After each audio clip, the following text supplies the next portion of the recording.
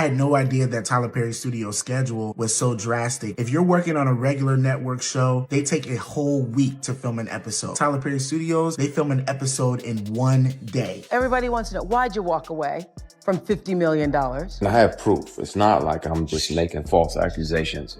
The receipts, the recordings, down to the police department, and let them hear this individual, the month and the year that he showed up to my apartment and offered me $100,000. Tyler Perry just got slapped with a wild $260 million lawsuit, and it's not just about business. Allegations say he was out here making moves on a young white dude, and the story gets messier by the second. And guess who already sounded the alarm? Katt Williams. He'd been calling out these so-called black excellence elites.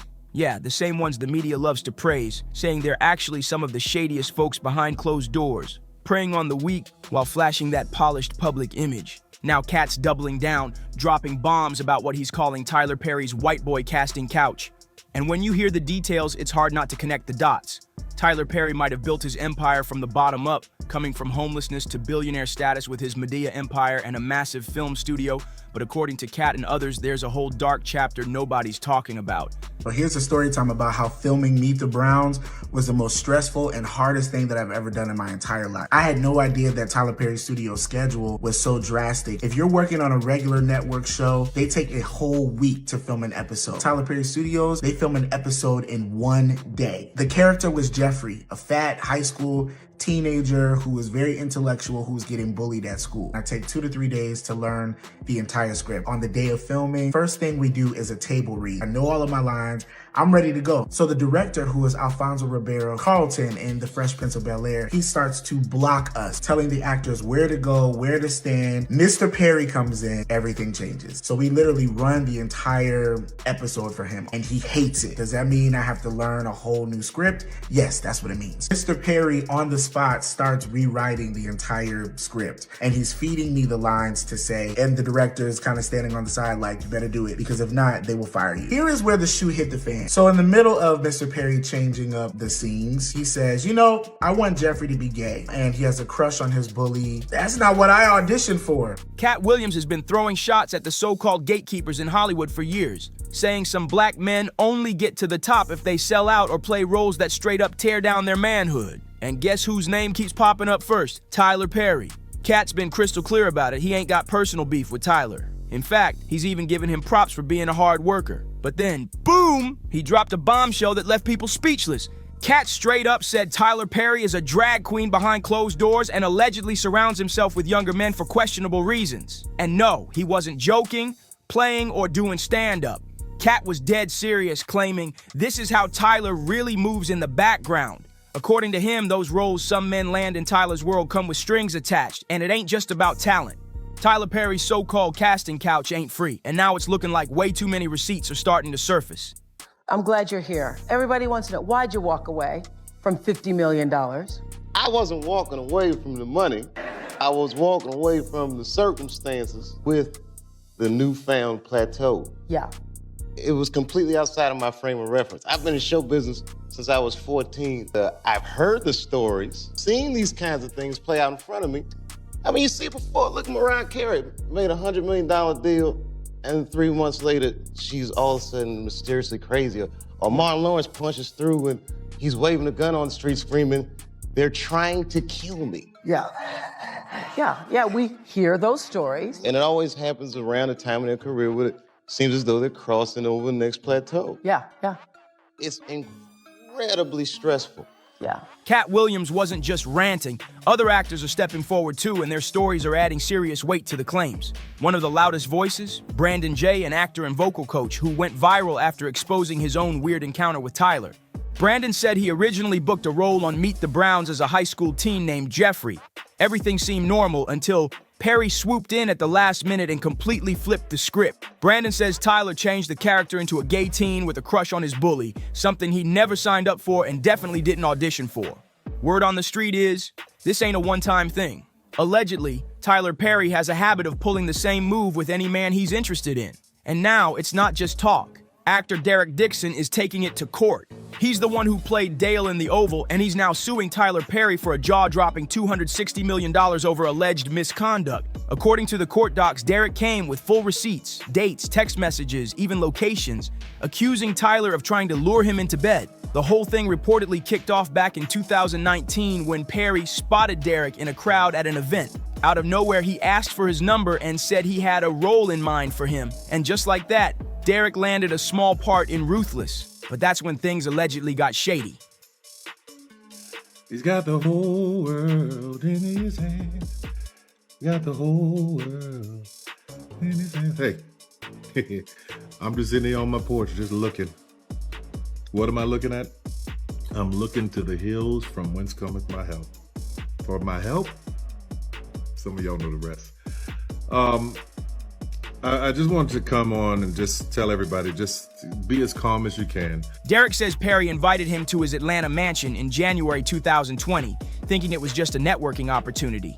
Derek says things went left real quick. After accepting the invite to Tyler's Atlanta home, he admitted he drank too much and ended up crashing in the guest bedroom. But according to the lawsuit, what happened next was straight up disturbing. Derek claims Tyler came into the room and started touching his thighs while he was lying down. He says he shut it down immediately, but that didn't stop anything. Soon after, Derek landed the role of Dale on The Oval, a character written as a gay homeless store clerk who sleeps around just to survive. And according to Derek, that role wasn't some random casting choice. He claims Tyler personally told him he was looking for someone just like that in real life, someone loyal, desperate, and totally dependent. And it gets even creepier. Derek says Tyler kept texting him, dropping suggestive messages, asking about what he's into, and even saying straight up, "I sleep with men." Let's not forget, Tyler Perry has never publicly claimed to be gay or bi, but according to Derek, the private messages told a whole different story. In the lawsuit, screenshots show Tyler allegedly laying it all out. One message read, "You are the rose. No straight man would be walking with you unless he wanted to F you, and I would F you." That's not subtle, that's bold. Of course, Tyler's legal team is calling the entire lawsuit a scam, saying Derek's just trying to pull off a money grab, but Derek ain't backing down. He says he felt stuck, like if he rejected Tyler too hard, his career in Hollywood would be over before it even began. That's why, according to him, he tried to play it smart. He dodged the pressure by saying stuff like, "I'm not the sexual type," and just trying to keep things neutral. But deep down, he feared being blackballed if he pushed back too hard. This person is a predator, and he's one of several. And I have proof. It's not like I'm just making false accusations. The receipts, the recordings, down to the police department, and let them hear this individual, the month and the year that he showed up to my apartment and offered me $100,000 to take my clothes off. He said, "I don't even need to touch you. I just want to see you naked." I declined. Because again, scenic route, I got my integrity with me. I'll take the long way around. I recorded it because I didn't trust him. And I had told him over and over. And he still always tried shit. So if people don't believe me, they can hear him.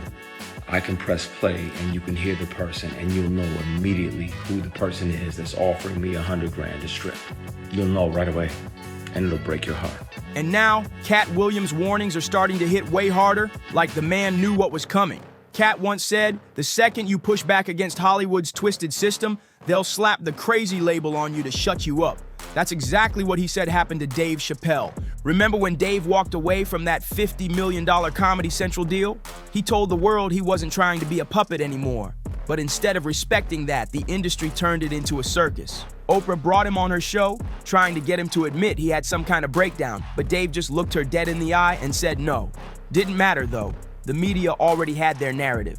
Dave was unhinged. But now, people are wondering if that $50 million deal had the same twisted strings that Derek says Tyler was pulling. That same Hollywood playbook is running again, loud and clear. Folks are already side-eyeing Derek, questioning his timing and motives. Why now? Why drop a $260 million lawsuit right when Tyler Perry's brand new movie, Straw starring Taraji P. Henson, is blowing up the charts and taking over headlines?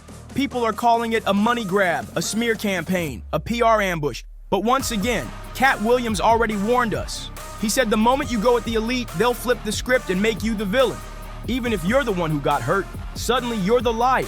You're the crazy one. And how did Tyler respond? He laughed it off, told his fans to chill and stop overthinking things. But let's be real, the public ain't here for punchlines anymore. They want answers, they want proof. They're digging for the truth, and they want the full story, not a smooth brush off. Derek says he's not just talking, he's got the receipts, texts, dates, names, and a full story that's finally starting to make sense now that others are speaking up too. One of those voices? Actor Christian Keys. While he never dropped any names, Christian once did an interview where he said a powerful figure in the industry tried to use their influence to pressure and manipulate him.